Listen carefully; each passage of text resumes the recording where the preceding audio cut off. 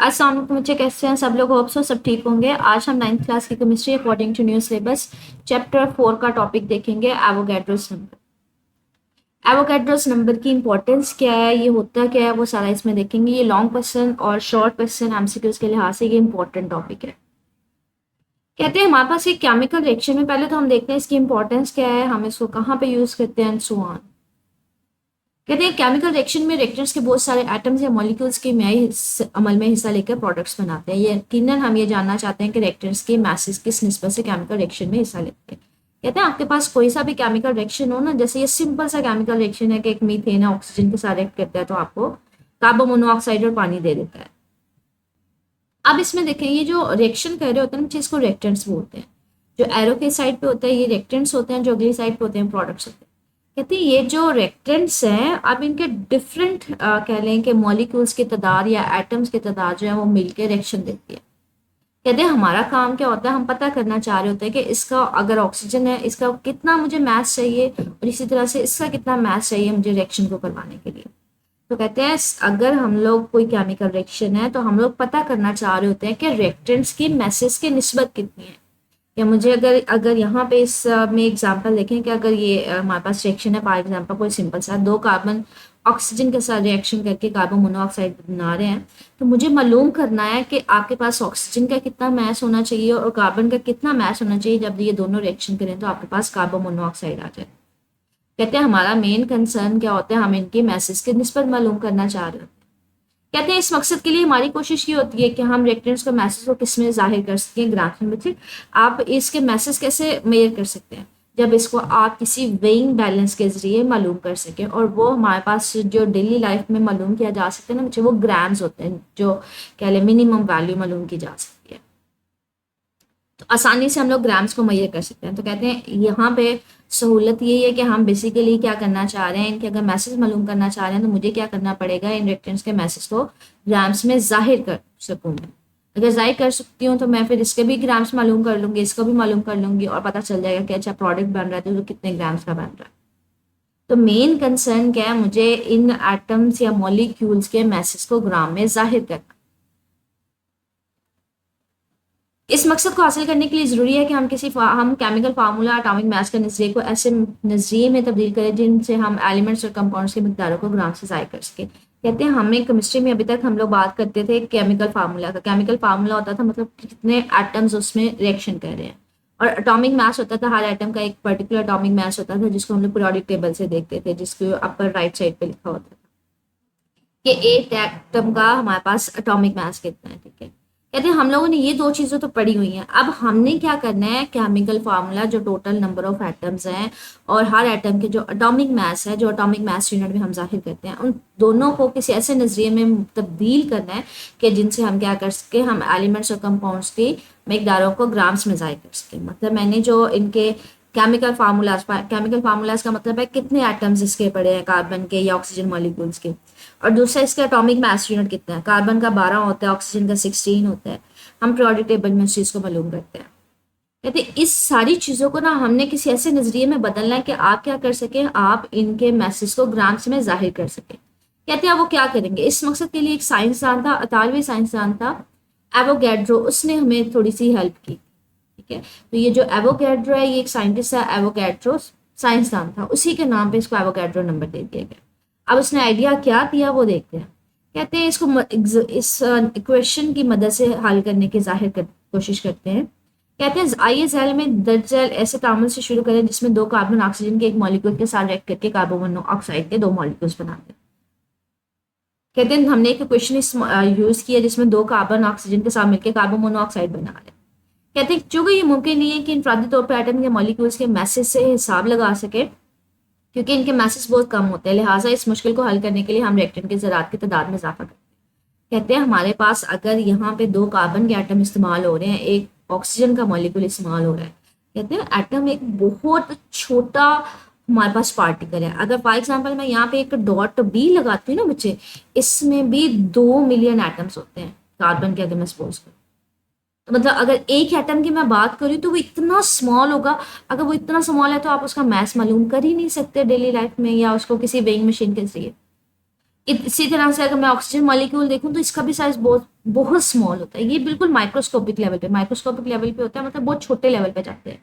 अगर एक मेरे पास डॉट में 2 मिलियन मेरे पास है कार्बन एटम, ठीक है, तो अगर मैंने एक कार्बन एटम का मास मालूम करना है वो तो पॉसिबल ही नहीं होता, ठीक है। तो कहते हैं फिर हम क्या करते हैं, हम इस रिएक्शन को, इस मुश्किल को हल करने के लिए हम क्या करते हैं, हम तादाद बढ़ा देंगे कि एक तो एटम का मास मालूम किया ही नहीं जा सकता ग्राम्स वगैरह में, तो फिर हम क्या करते हैं तादाद, कहते हैं फॉर एग्जांपल मैं क्या करती हूँ कार्बन के क्या कहते हैं, कार्बन के मैं 100 एटम्स को बढ़ा देती हूँ, इसके भी 100 ले लेती हूँ, इसके भी 100 ले लेती हूँ, तो ओवरऑल हमारे पास यहाँ पे कार्बन की क्या है, मतलब 2 टाइम्स है ना, तो हमारे पास क्या आएगा, अगर मैं 100 से कार्बन एटम्स ले रही हूँ तो मेरे पास 2 सी के आ जाएगा, 2 को मल्टीप्लाई कर देंगे 100 के साथ।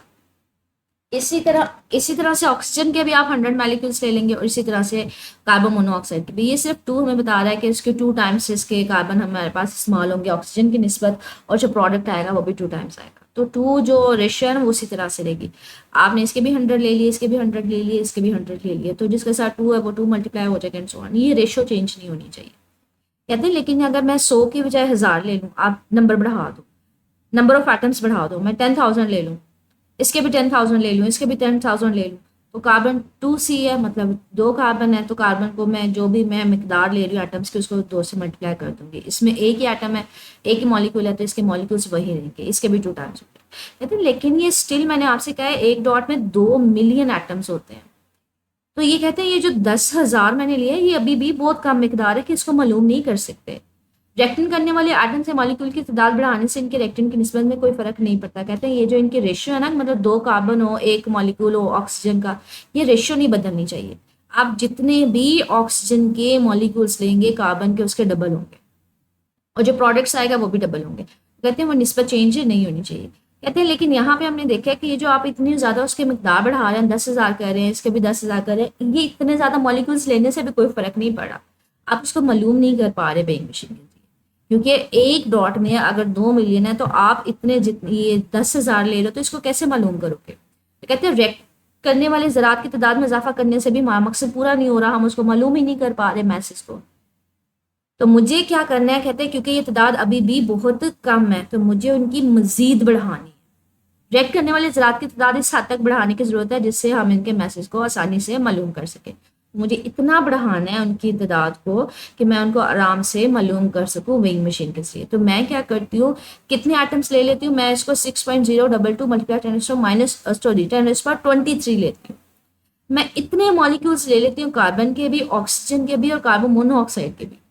अब ये तो वैसे ही रहेगा, चाहिए 2 टाइम्स हो जाएगा, इसका 2 से मल्टीप्लाई कर देंगे और इसको भी 2 से, मतलब मैंने इतने ज़्यादा इसके मॉलिक्यूल्स ले लिए, ये इतना बड़ा नंबर ले लिया। अब क्यों लिया, क्योंकि बच्चे जो इतने ज़्यादा मॉलिक्यूल्स होते हैं या इतने नंबर ऑफ पार्टिकल्स का जो मास होता है वो 1 ग्राम के इक्वल होता है। कि अगर इतने में पार्टिकल्स रहती हैं इनका जो एटॉमिक मास यूनिट होता है वो किसके इक्वल होता है, 1 ग्राम के। तो 1 ग्राम को फिर भी मालूम किया जा सकता है, ठीक है। तो मैंने एक नंबर इतना बड़ा लिया, इतने ज़्यादा नंबर ऑफ पार्टिकल्स ले लिए हैं कि अगर इन सबको मैं मास मालूम करूंगी 6.022 का तो वो उसको ग्राम्स में कन्वर्ट करवा सकते हैं, और ग्राम्स को हम लोग डेली लाइफ में या इजीली मालूम कर सकते हैं, ठीक है। अब कहते हैं अब ये तो मैंने सपोज कर लिया कि मैंने इसलिए इतना बड़ा नंबर लिया है क्योंकि जो 6.022 10⁻23 है ये 1 ग्राम के इक्वल होता है, तो इसको कदरे मालूम करना आसान होता है। अब मुझे ये पता चल गया कि जहां अगर मैं इसके इतने मॉलिक्यूल्स लूंगी, इसके इतने मॉलिक्यूल्स लूंगी तो वो उस ग्राम में कन्वर्ट किया जा सकता है। अब कहते हैं ये जो क्वेश्चन है ना, इसको अब चलो मैसेज में ग्राम्स के फॉर्म में जाहिर करते हैं कि मुझे कितने ग्राम ऑक्सीजन के चाहिए होंगे, कितने कार्बन के, कितने कार्बन मोनोऑक्साइड के, तो उसको उसमें जाहिर करते हैं। कहते हैं सबसे पहले क्वेश्चन ये हमारे पास, अब अगर देखें हमारे पास उसको कन्वर्ट करवाते हैं। 2 कार्बन थे तो 2 कार्बन 2 को इतने ही रहने दे, कार्बन के एटम्स हमने इतने लिए। अब इसको इसके एटॉमिक मास के साथ मल्टीप्लाई करते हैं। जो कार्बन का पीरियोडिक टेबल से एटॉमिक मास होता है ना मुझे, अगर आपको मैं पीरियोडिक टेबल दिखाऊं, ये पीरियोडिक टेबल है जिसको हम कहते हैं कि हमारे पास ओवरऑल अभी तक जितने एलिमेंट्स हैं उन सबको एक साथ इकट्ठा रख दिया गया। ये कार्बन है, ये कार्बन की ना अपर राइट साइड पे इसका एटॉमिक मास यूनिट है 12.011। ये मतलब होता है कि एक एटम का कितना मास है, ठीक है। तो वह 12 एटॉमिक मास यूनिट, ठीक है। इसी तरह से अगर आप ऑक्सीजन देखें तो इसकी अपर साइड पे राइट साइड पे लिखा हुआ है 15.999 या 16, इसको अप्रोक्सीमेट कर लेते हैं। तो इसका एटॉमिक मास यूनिट कितना है? इसका एटॉमिक मास यूनिट आपके पास 16 है। एटॉमिक मास यूनिट का मतलब क्या है? एक एटम का मास कितना है, ठीक है। तो आपने इतने टोटल नंबर ऑफ एटम्स लिए कार्बन के, दो को साथ उसको रेशियो मतलब इतने दो हमें चाहिए थे तो उसके साथ मल्टीप्लाई कर दिया, और एक कार्बन का मास कितना है? 12 एटॉमिक मास यूनिट। अब ये देखें, दो उसी तरह से रहने दें, दो को 12 के साथ मल्टीप्लाई करेंगे 24, और ये मास किसके इक्वल था? इन पार्टिकल्स का मास ग्राम के इक्वल था, तो इसकी जगह मैं ग्राम्स लिख दूंगी, तो मुझे पता चल जाएगा कार्बन के कितने ग्राम्स हुए हैं इस्तेमाल, 24 ग्राम। इसी तरह से ऑक्सीजन का मॉलिक्यूल है O2, तो इसमें तो सिर्फ ये नंबर इतने मॉलिक्यूल्स आपने इस्तेमाल किए, ठीक है, क्योंकि इसकी निस्बत जो रेशियो है कुछ भी नहीं है, मतलब वो 1 है, ठीक है। अब इसका मास कितना? एटॉमिक मास यूनिट, एक कार्बन का 16 था, लेकिन ये मॉलिक्यूल है, दो कार्बन एटम है, तो 16 को 2 से मल्टीप्लाई करेंगे, ये 32 आ जाएगा। अब 32 एटॉमिक मास यूनिट है, इसको इस पार्टिकल्स के साथ मल्टीप्लाई करना है, मुझे 32 उसी तरह से रहेगा, इस वैल्यू की जगह पे आपके पास क्या आ जाएगा? ग्राम आ जाएगा, क्योंकि हमने ये पढ़ा हुआ है 6.02 मल्टीप्लाई 10⁻23 एटॉमिक मास यूनिट किसके इक्वल होता है? 1 ग्राम के इक्वल। इसी तरह से अगर आप इसका प्रोडक्ट्स देखें, हमारे पास क्या आ रहा है? आपके पास ये मॉलिक्यूल्स है, उसको इसी तरह से लिख लिया है, लेकिन ओवरऑल जो 2 कार्बन एटम, दो कार्बन मोनोऑक्साइड थे, उनके मैसेज हमने लिख लिए हैं। अब ये देखें, ये थोड़ा सा ये ना एक के साथ लिख रहे हैं इसको, कि आपके पास ये है, और ये अगर कार्बन मोनोऑक्साइड का देखें तो हमारे पास कार्बन का जो होता है वो 12 होता है, ऑक्सीजन का हमारे पास क्या होता है? 16 होता है एटॉमिक मास यूनिट, तो ओवरऑल दोनों को जमा करके 28 आ जाएगा। आप 28 को 2 के साथ मल्टीप्लाई कर लें 56, तो इस नंबर की जगह आपके पास क्या आ जाएगा? ग्राम्स आ जाएगा, तो ये 56 ग्राम आ जाएगा। तो आपने बेसिकली ये जो इतने एटॉमिक मासेस थे और एक एटम का जो एटॉमिक मास यूनिट था, इन सब को कन्वर्ट करवाया है ग्राम्स में। मतलब मुझे ग्राम्स की मास रेशियो पता चल गई है कि कार्बन में अगर 24 ग्राम लूँ, ऑक्सीजन मुझे कितना लेना पड़ेगा? 32 ग्राम, और अगर इन दोनों का मैं रिएक्शन करवाती हूँ, जो मेरे पास प्रोडक्ट आएगा उसकी कितनी मास आएगी? 56 ग्राम। तो आपने जो आपको एटम से आप रिएक्शन करवा रहे थे, अब आप उसको वेइंग मशीन के जरिए मेजर कर सकते हो। सिर्फ और सिर्फ हुआ क्या है? आपने एक एवोगैड्रो नंबर की मदद से कन्वर्जन की है, एटॉमिक मास यूनिट से एक एटम के मैसेज को कन्वर्ट करवाया है ग्राम्स की फॉर्म में। तो कहते हैं इस तरह से आपने महसूस किया होगा किस तरह से एक सादा इक्वेशन से शुरू होकर हमने रिएक्टेंट्स और प्रोडक्ट के मैसेज की निस्बत मालूम कर ली, जिसको हम लेबॉर्ट्री में आसानी से मालूम कर सकते हैं। कि अगर मैं सिंपली सी और कार्बन और ऑक्सीजन का रिएक्शन करवाती इस तरह से, तो अगर एक एक एटम का मास मालूम करना होता वो मुझे नहीं ही मालूम कर सकते थे, क्योंकि वो बहुत स्मॉलर है। तो आपने उसको किस में कन्वर्ट करवाया? उसको ग्राम्स में कन्वर्ट करवाया, ठीक है।